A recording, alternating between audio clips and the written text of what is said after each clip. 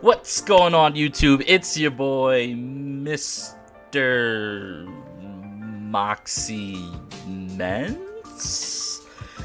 Yeah, alright, so I'm not the same person from last week's video, but I can explain. Mr. Moxie Ments was super busy this week between work and between being the most amazing dad out there in the whole universe. So my name is Brawlic John.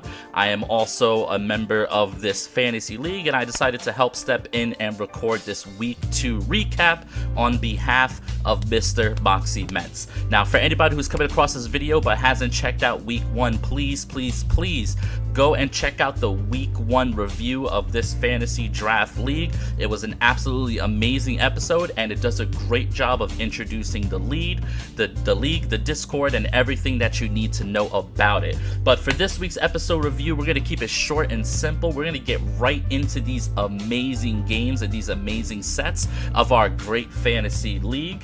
And our first matchup of the day is the Donning Dozo versus Chicago Cub Choose matchup. So I'm just gonna go ahead, I'm gonna go right over here. I'm gonna hit play with the sound off so we can listen to this smooth music, and let's see what goes down here. We have the Donning Dozos on the bottom left, and we have the Chicago Cub Choose in the upper right. So let's do it. Let's see what happens on this game right here. So we have Mewtwo and Indeedee versus Terrapagos and Ogerpon. So this is really interesting for me because we immediately have Psychic Surge with big expanding force pressure. We have an immediate swap out into Murkrow. Stellar Terra on the Terrapagos. This is going to get rid of the terrain. That was an amazing play by the Chicago Cub Choose here. Getting rid of that terrain. We have a Rain Dance coming out from the Murkrow. We have a little bit of that Horn Leech action into the Mewtwo, but Mewtwo just picks up a knockout with Hurricane, but they're going to take a Terra Starstorm in return. So we're going to see a late Terra here on 20% health.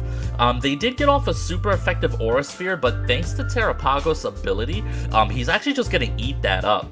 So I'm not too sure about that Terra. I definitely understand wanting to get some super effective damage, but it's just really tough if you haven't cracked the ability of Terrapagos, right? We see Torch Storm. There's just too much damage coming out from this Terrapagos, unfortunately. Now the Skeledirge is left all on his own, goes for the Protect, probably scouting for some information here. I definitely respect that as a play, but this one pretty much looks wrapped up. This is just one of those games where Terrapagos just kind of goes stellar and it kind of just dominates, right? We even have the Dark Pulse coming out of Rotom, and that is a game 1 victory for the Chicago Cub Choose. Alrighty, moving on into game 2. I'm going to go ahead and hit play right here. Let's see how this game goes. So we got the Donning Dozos leading the Pikachu with the best friend hat, Besto Friendo. Alright, big Terrapagos is here, once again pressuring so much spread damage. We got the Tailwind out. Ooh, we have a knockoff, so that's good for 2 reasons. For 1, we're getting rid of the item, and for 2, we're also breaking that ability on the Terrapagos. Now, Pikachu's going to go down here, Iron's Balls Clap. Don't even know if I can say that on YouTube. Picks up the knockout here. So we got a Rain Dance into an Expanding Force. Alright, Mewtwo's putting on some big pressure right now. The Terrapagos wants out. We have to switch on the Rotom Terra fighting. Ooh, this might have been a really good switch for the Chicago Cub Choose here. Aura Sphere into Rotom, doing less than half. That is a bulky Rotom. Ivy Cudgel into the Mewtwo, 84%. If only Mewtwo had better stats. But, you know, just Gen 1 legendary Pokemon, not that good. But that's alright. We got the Foul Play into the Protect. We got a nice little Thunderbolt and a Para. A little bit of insult to injury there with the % chance at Para. Foul Play into the Terrapagos, and the Light Screen goes up, and the Calm Mind. That almost feels like a GG right there, because with Light Screen and Calm Mind up, how do you break this Terrapagos, right? Psychic Terrain is up, so we could see a really strong... oh, the Aura Sphere is actually just going to go ahead and break right through. Dark Pulse into the Mewtwo. Mewtwo holds on. Psyshock into the Rotom. Now, what do we have in the back for the Cub Choose? Alright, we have the Terra Water Ogerpon. The Ogerpon is faster than the Mewtwo. That's huge. If the Mewtwo is faster, we actually see an Expanding Force, which probably has a really good chance to just pick up a double knockout there. And boom! The Chicago Cub Choose go ahead and pick up a win. We love to see that. Shout out to the Chicago Cub Choose. Let's move on to our next match. Alrighty, our next matchup of the day is Clodsire United versus our very own YouTube channel creator, Mr. Moxie Mens, and the New York Fighting Breloom. I'm not going to hold back because I'm really interested in this matchup, so let's just go ahead and pop this one off. We have a lead of Koraidon and Hitmonlee versus Ditto and Electabuzz. So what's interesting about this is the Clodsire United get immediate knowledge of what the Hitmonlee is running, which is very scary. We have the Kyogre switch in to override the weather. However, Hitmonlee does go ahead and get a fake out, which did 15% damage to the Kyogre, by the way. Overkill switch in with the good old-fashioned Intimidate and a Thunder Wave into the Wide Guard. So that was a big turn for Grim with Imposter United. They got a lot of value out of that turn. The Hitmonlee is going to go for Taunt into the Electabuzz, is pretty good. The Trevenant goes for a Horn Leech, but it really does like inconsequential damage because of the Intimidate. Now here's another Intimidate and a Taunt and a full para. That feels like a terrible turn for the Fighting Brelooms, but this game can still go either way. Here's the Koraidon. Now here's the Pokemon that's going to decide who wins and who loses. This is a classic Weather War, Koraidon versus Kyogre. We got the Gunk Shot into Sandy Shocks. Good switch in. We got the Protect here. Who's Koraidon going for? Earth Power onto the Overquill and the Collision Course into Electabuzz. That is a bulky Electabuzz. I mean, obviously, not obviously, but more than likely it's Eviolite, but Koraidon is such a menace that I almost expected that to kill in a way. Kind of crazy. Sandy Shots with the Earth Power. It looks like the Fighting Breloom assumed that Overquill was gonna switch out. I think Earth Power into Overquill would have been a much better play there, but I think they were making a read and the read just didn't quite work out. We have a Sucker Punch into Overquill, which is pretty good chip damage here. Trevenant is in. Trevenant is very bulky.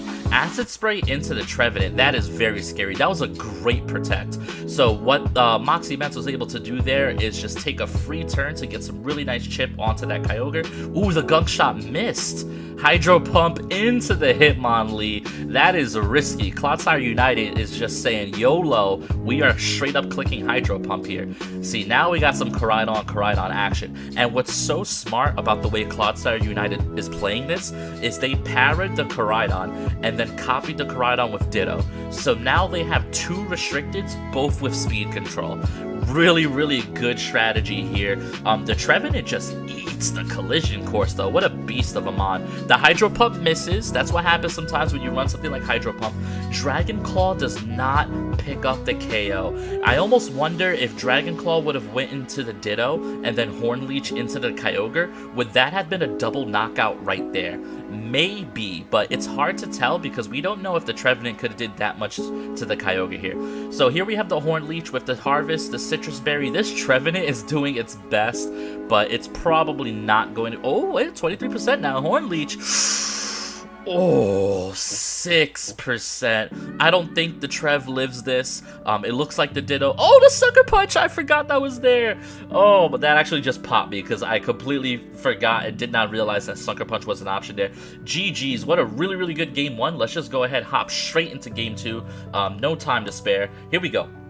Alright, we got a Sandy Shocks lead into a Suicune. Alright. Oh, Whimsicott Kyogre. Oh, things are about to get real unga bunga.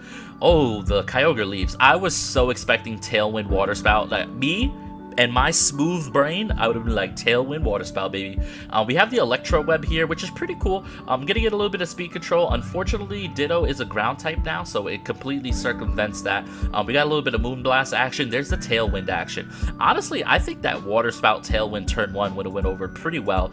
Earth Power into the Sandy Shocks from the Sandy Shocks, aka Sus Imposter Ditto. We got a Flare Blitz into the Whimsicott. That's gonna remove the speed control here. So now it's a matter of can Fighting Breloom stall 3 turns of Tailwind while keeping Koraidon alive. That's the big question here. Earth Power into the Koraidon's gonna do about 30%.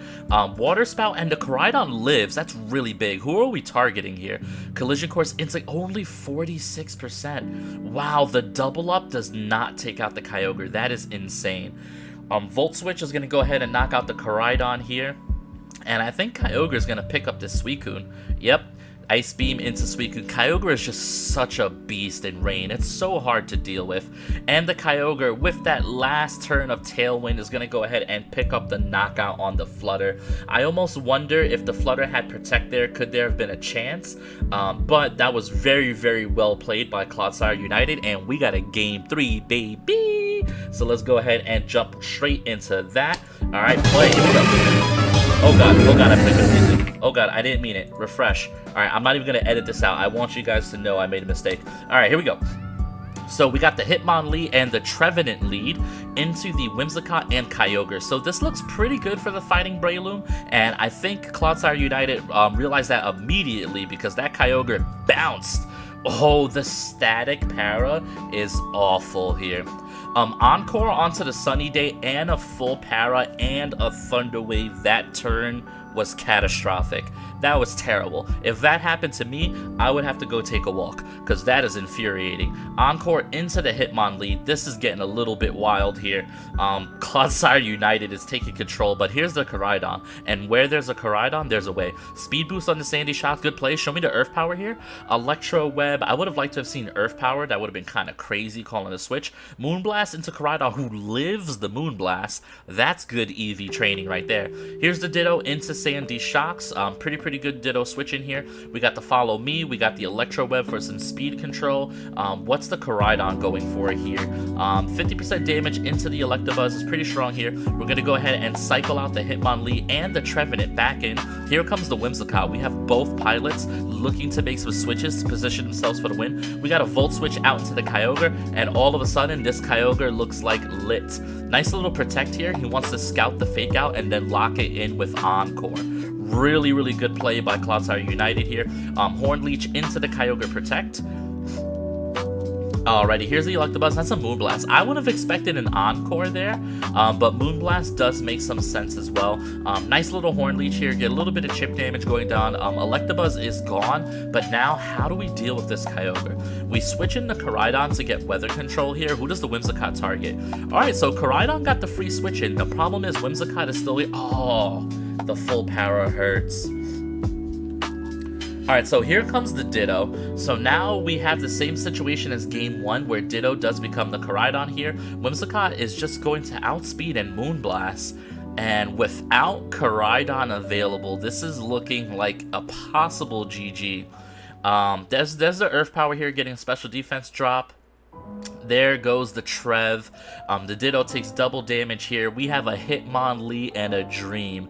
Alright, so big Fake Out pressure, big Earth Power. The Ditto goes down. The problem is that Kyogre is still in the back. So Tailwind's up. It's got 2 more turns left on it. Terra Ground, probably looking for as much damage as possible with this Earth Power into Kyogre, I think. Yep. That does make sense. You want your best chance to kind of try to get a KO here, although Thunderbolt might have been more effective. The Moonblast, the Water Spout, that's pretty much a GG's. And that was a really awesome 3-game set. Well played by Clodsire United. And let's go ahead and move on to the next match. Alrighty, here we go. We now have our 3rd game of the week. This is a matchup between the Imagine Dragonaires and the Clawwitzers. San Francisco Clawwitzers to be correct. Now, I totally remembered that, and I totally did not just double check my notes. But yes, the San Francisco Clawwitzers. Let's get straight into this matchup. It is a matchup between Calyrex Ice versus Lunala. So this should be a really good matchup. The type advantage does go to the Lunala, but let's see how it goes. Yeet. Alright, here we go. We got the Palafin lead, and we got the Armarouge here. Up top, we got Grimmsnarl and Scrafty. We have the Intimidate down onto the Palafin, but Palafin's going to get up out of there. We got the Indeedee setting up that Psychic Terrain, which stops the Fake Out. Nice light screen into an Armor Cannon here. Because of the double Dark types, the Armarouge is unable to just click Expanding Force, which is really good planning from the Imagine Dragonaires here. Dazzling Gleam is going to do a good amount of damage. Do remember, this is male Indeedee, and male Indeedee packs a punch. So the weak armor activates based off of the Grass Terror, allowing it to survive the knockoff. That's huge. Misty Terrain is such a good play there. And the Terra Poison somehow calling Energy Ball. I don't even know how that happened. Big knockoff into the Indeedee is going to do about 80% damage, and here comes Volcarona. The Armarouge is going to pick up the Grimmsnarl here, but you have to think that Grimmsnarl did its job there, right? Now here's the Calyrex. This is where it gets interesting. Can Trick Room go up? Now, Palafin Hero form is back. The Armarouge is going to go for Endure. The Volcarona... Oh, wow. So we actually see a Glacial Lance instead of a Trick Room.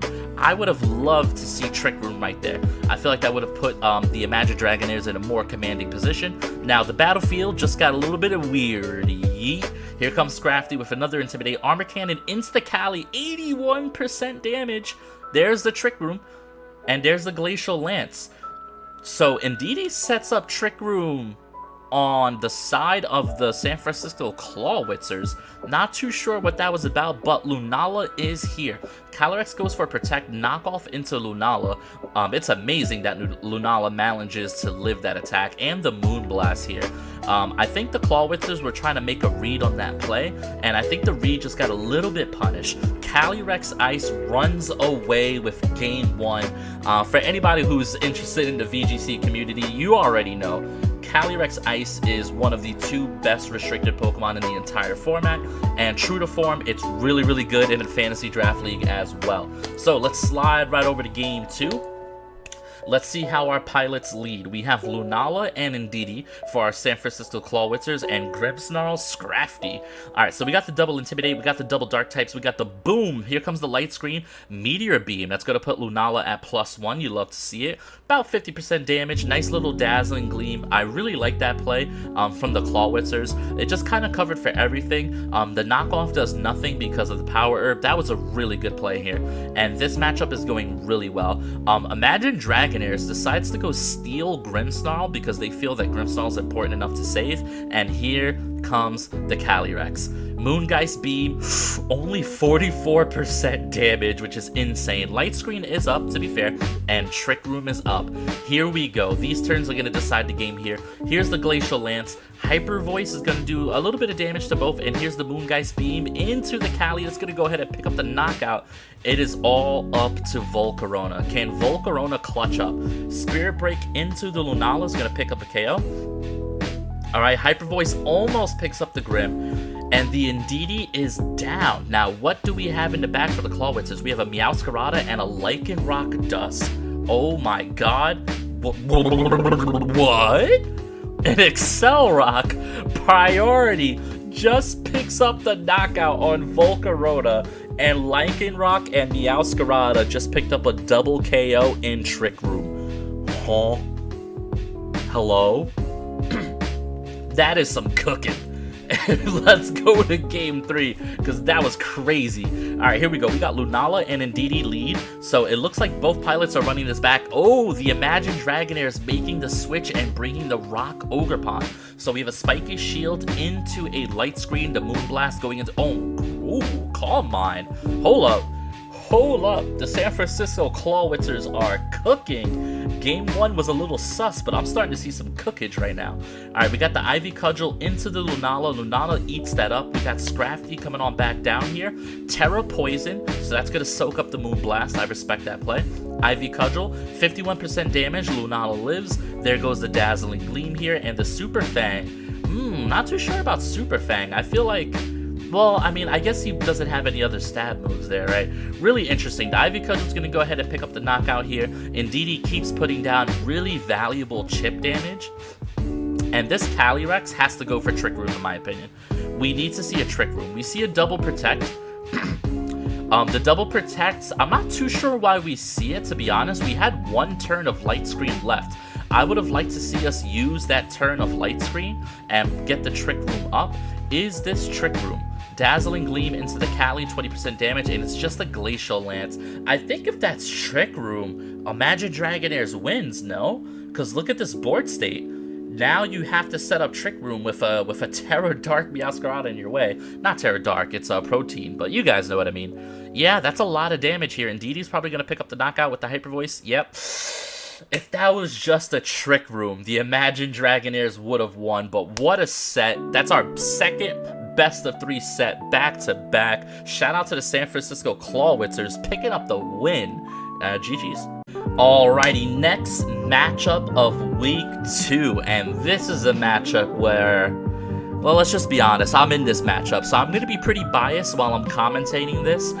So, my team is the Staten Island Snorlaxes. I have that amazing motley group of Pokemon up top. You might notice that my username is MoxieMensFan21, and I can confirm I am indeed a Moxie Men's fan. Now, my opponent, none other than the person who runs this league, the person whose hard work makes this league possible, the pilot of the Northern Umbreons, my good friend Force Fate. I'm just going to try to keep the play-by-play very straightforward here, acting as if it's a surprise, but let's go ahead and see what happens in this game.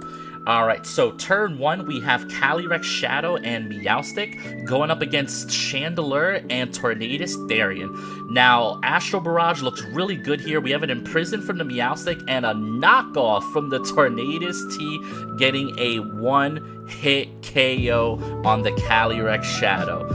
Me being the pilot of the team, I was very, very, very afraid of Calyrex, so I put a Choice Scarf on my Torn and I prayed to Jesus, and Jesus answered my prayers here. Now, we had a really, really strong ground attack into the Candle. The E-Speed was going into that Torn slot, which switched out here.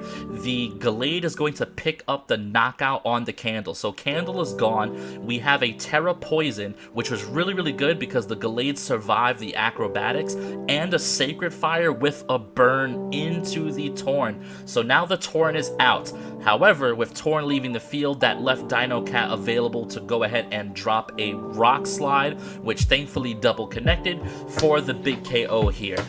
Basically, what worked out in this game 1 was the art of surprise, right? I got a little bit lucky. I surprised my opponent with that huge knockoff from Tornadus Therian. It was just my way of trying to have a counter for Calyrex Shadow, who is one of the strongest Pokemon in the entire format.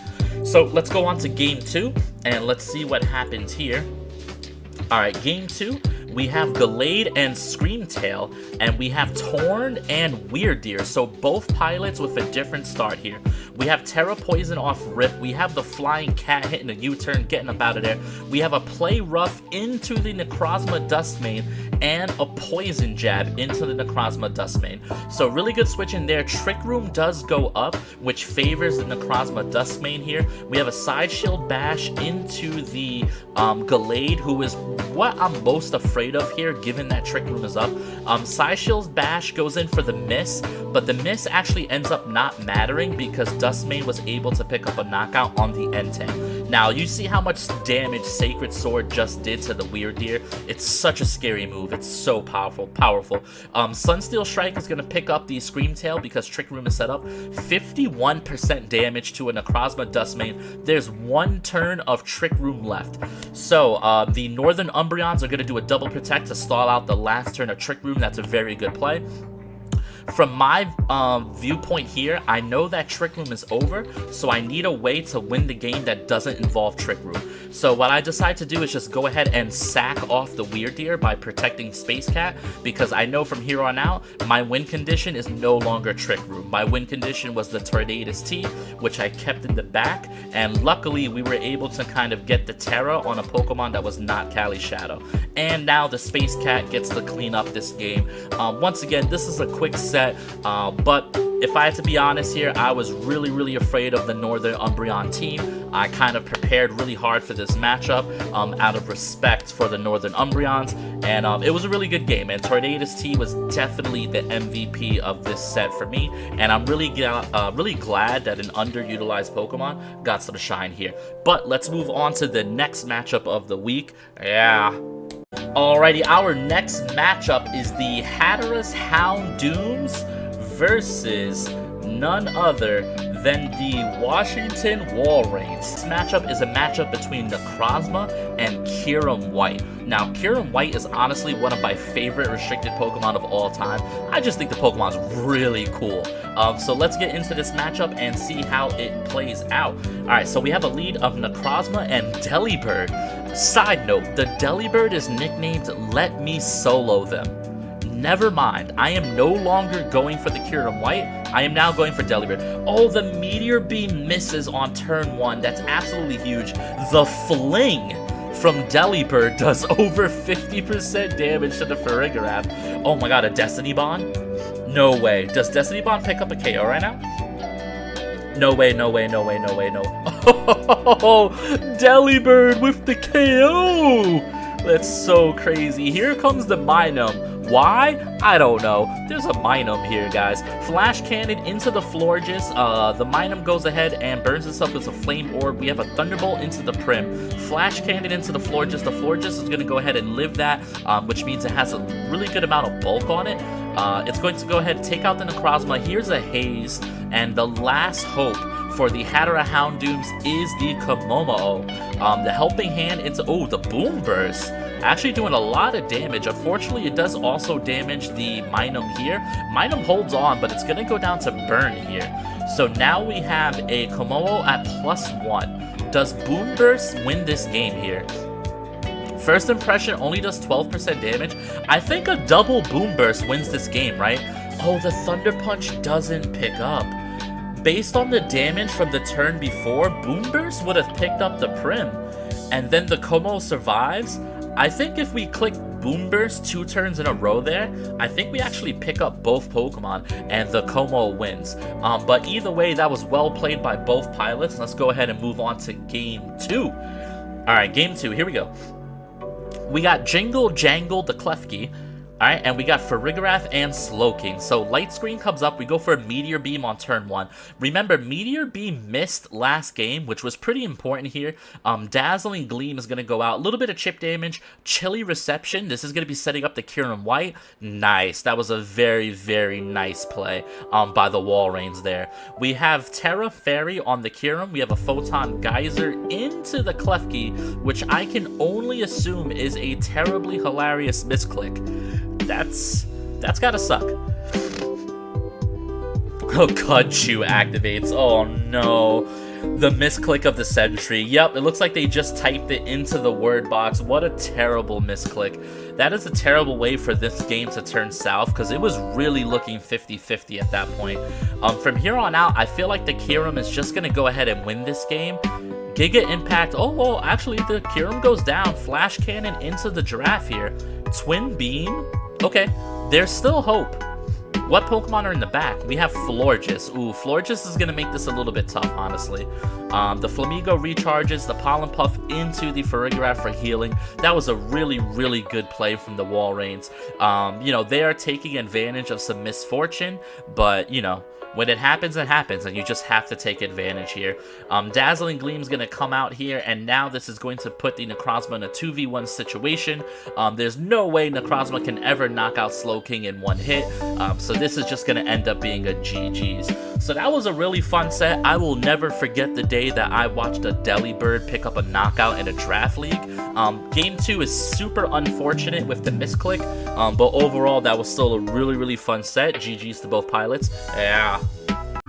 Alrighty, our next matchup of the day, we have the Victoria Victinis versus the Atlantic Ariados in a matchup of Groudon versus Giratina. So let's see how this one plays out. Show me a good game. We got a Mandibuzz and an Iron Hands up against a Mudsdale and a Baby Giraffe with Eviolite. We got the Fake Out immediately, giving the Mudsdale a +1 on defense. Oh, and the Beat Up. Okay, so this thing is about to go crazy here. We are immediately going up to +4 defense. If this thing has Body Press, it is about to spam the damage. It has leftovers on it. We see a Snarl here. The Snarl is probably to lower the special attack on the Giraffe. Foul Play into the Iron Hands is going to do a bunch of nothing here. Ice Punch does 9% damage to the Mudsdale.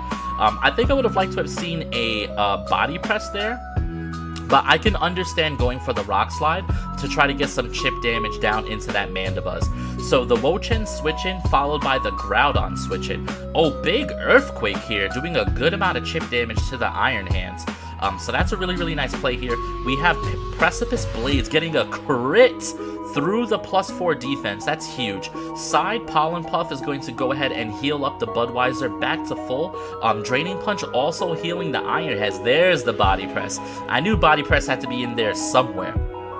Alright, so we have the switch out into the Giraffe. We have P-Blades missing. We have Drain Punch into the Giraffe, about 26% damage here. Another body press is going to go ahead and take down the Groudon. This horse is on the loose. Oh my god, is that a char?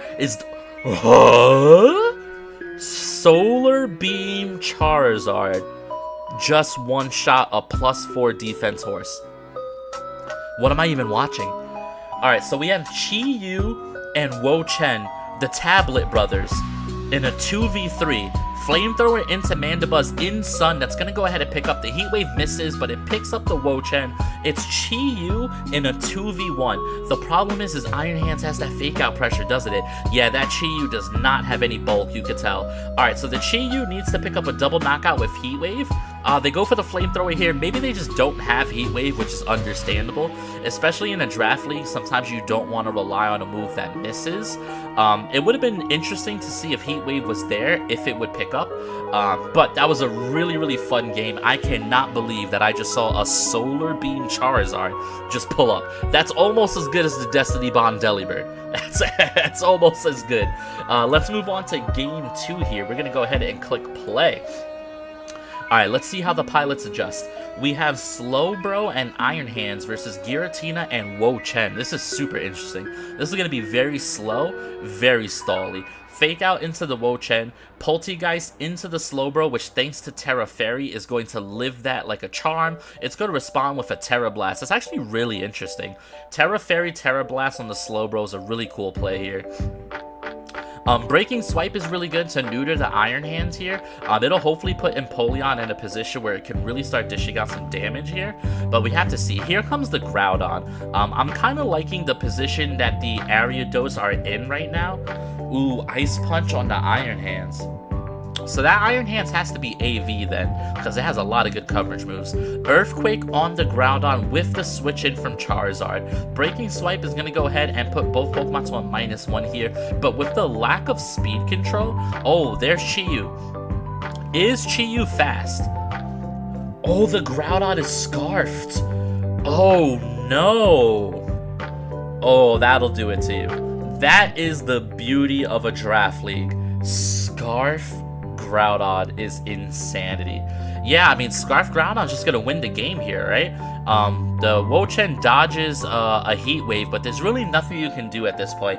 If Chi-Yu was faster, this would have been so much closer than what it looks like, because the Chi-Yu could have possibly picked up a double knockout with Heat Wave, or even just a single knockout, a Dark Pulse. The Chi-Yu was gonna knock somebody out, but Scarf Groudon absolutely stole that game. So that was a really, really good set. Sometimes that happens in Draft League. If you're able to catch your opponent off guard, you can go ahead and pick up a win like that. So shout out to the Atlantic Ariadoses for going ahead and picking up the win. Let's move on to our next match. Yeet. Alrighty, and our last match of the week. Last, but certainly not least, we have two of the most interesting teams in our entire league. We have the Tasmania Talonflames in the bottom left versus the something, check the name, the New Orleans Pelipers. I totally knew that. I knew that the whole time. I was just testing you guys to see and make sure that you guys watched the week 1 video. Did you watch the week 1 video? I'm just testing y'all. Alright, let's get straight into this. So here we go. We have the Miraidon lead with the Galar Moltres versus Incineroar and Dialga. So the first thing I'm noticing is there's a fake out pressure here, which it looks like Brio anticipates, swaps into Hitmontop. The Dialga goes Terra Flying. Fake out into the Protect. Draco Meteor into the Hitmontop, who eats that up. I would argue that's a really good turn for the Tasmania Talonflames, because the Dialga is now neutered, which allows the Moltres to set up a nasty plot. That's exactly what I was thinking here. So here comes the Incineroar. Jump Bluff goes for Protect. Fiery Wrath is going to do some good chip damage to Incin, about 19%. And there's the triple axle. That was into a flying type Dialga. I would have liked to see a close combat to call the switch. That would have been insane, but this was still a really good play. We have a double switch, calling the fake out here, and then the Pollen Puff into Ensign. That was a really, really good switch for the Tasmania Talonflames. Ooh, the taunt into Protect. So we have support Miraidon here. Swords Dance on the Ogerpon. Oh, we are going crazy. Okay, taunt into Jump Bluff. Can't use Sleep Powder. Stomping Tantrum does 80%. That's insane. Parting Shot. No! Parting Shot is just going to activate Defiance. Oh, no! Our good friends, the New Orleans Pelipers, made a mistake. This Ogerpon is now like +4 attack at this point. Ivy Cudgel into the Enamorous is a one-hit knockout resisted. Holy sheesh! Oh, now this Ogerpon is just insane. With the Citrus Berry, the taunt into Ensign, both of the opponents are taunted. Miraidon eats the Pollen Puff for lunch, breakfast, and dinner. Here we go. Jump Bluff goes for Protect, taunts into the Protect, and Ivy Cudgel into the Ensign is going to go ahead and pick up. At this point, I don't think anything can stop this Ogerpon. This Ogerpon is going insane. Ivy Cudgel into the Dialga does 76% damage to a resisted. That is crazy. Here comes the Hitmontop. Now we have Fake Out pressure here. Protect from the Dialga. Fake Out into the Jump Bluff, who protected last turn. This is a really well-scouted play. Ivy Cudgel into the Dialga Protect. Feints into the Jump Bluff, just for a little bit of chip damage there. Definitely understandable. Ivy Cudgel into the Dialga there. I think I would have liked to have seen Pollen Puffs into the Ogerpon here, especially considering they're super effective. But it kind of is what it is. I think at this point, the Ogerpon was just too powerful. So maybe the New Orleans Pelipers were just kind of planning for game 2. But shout out to the Tasmania Talonflames picking up the win. And here we go directly into game 2. Let's see the adjustments. Alright, we have Hippowdon and Garchomp versus Hitmontop and Ogerpon. So immediately, the Intimidate from Hitmontop is just applying so much pressure. Terra Grass on the Ogerpon here.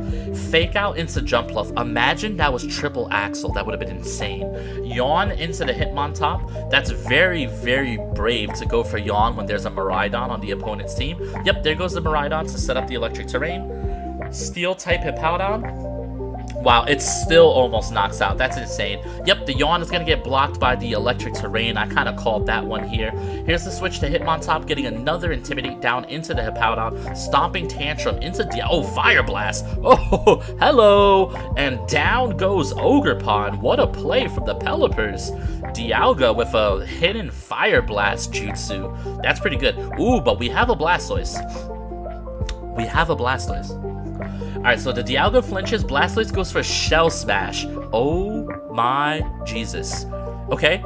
Ooh, this is looking really good for Blastoise right now. Alright, Protect out of the Jump Bluff. Protect out of the Dialga. Looks like we're stalling out the Sandstorm and maybe a little bit of the Electric Terrain as well. Alright, here we go. Hippowdon switches in, resetting up the sands. Muddy Water. Hippowdon goes down. Dialga actually holds on. That Dialga is so bulky. Ooh, the Draco Meteor miss. So basically what happened there is the Muddy Water had a low accuracy drop onto the Dialga. Draco Meteor is already 10% chance to miss on top of the accuracy drop. It's a little bit unfortunate, but with Miraidon and Blastoise in the back, I'm not too sure it matters too much. Here's the Muddy Water into Garchomp. I would have liked to have seen like an Ice Beam there, in my opinion. Here comes the Earthquake for Garchomp. That Garchomp is Scarf, right? Ooh, the Garchomp misses the Blastoise. That's insane. Is this Ice Beam? It's Ice Beam, but not into Garchomp here. So who's left? Hitmontop Fake Out pressure, right? Yeah, Fake Out plus Ice Beam wins. So that's really interesting. That's so interesting. I would say the Earthquake miss did matter there. Definitely the New Orleans Pelipers had a good chance to go to game 3. But I also think, you know, like the 2 turns that were spent yawning, if those turns were spent getting some chip damage, that could have been a little bit better as well. The misses are unfortunate, but that's what happens when you click Draco Meteor. But that's gonna do it for this video. This was a really fun week. Hopefully for week 3, Mr. Moxie Ments will be back in the driver's seat, giving you guys an amazing YouTube video. Please comment, like, subscribe. comment below which set from this video was your favorite set. I want to know which set from this video was your favorite set. Comment below in the chat. Let us know. Sub, like, all that good YouTube stuff, because we're really trying to grow. We're really trying to put this fantasy league on the map. Any information on how to join the Discord will be in the description down below. Thank you guys so much for watching. On behalf of Brawlic John, on behalf of Mr. Moxie Ments, on behalf of the Brawlic Matrix Draft League, thank you guys so much for watching. I appreciate you guys. I hope you enjoyed. Yeah.